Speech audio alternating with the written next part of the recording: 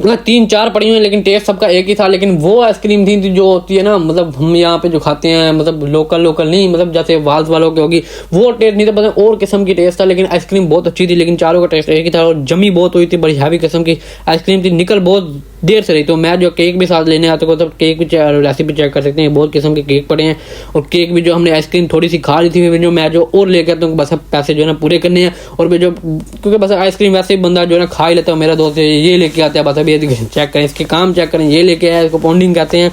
और ये जो ये ले आया, मैं जो बस केक लेके आता हूँ, क्योंकि बस केक खाते हैं और जो है साथ में जो आइसक्रीम खाते हैं। तो भाई साहब इसी के साथ जो है हमारा पेट भी जो है फुल होने लग जाता है। वैसे आपने देख तो लिया कितना कुछ खा लिया माशाल्लाह, तो ना मेरा इसी के साथ जो है ना पेट भी फुल हो जाता है कि बस हम कहते हैं कि बस अब निकलते हैं जल्दी से, फिर जो हम इसको बिल मंगवाते हैं कि बस अब दे। और टाइम भी जो है सिर्फ भाई साहब पीछे रह जाते हैं, सिर्फ 40 मिनट रह जाते हैं, क्योंकि 4:30 खत्म होना होता है।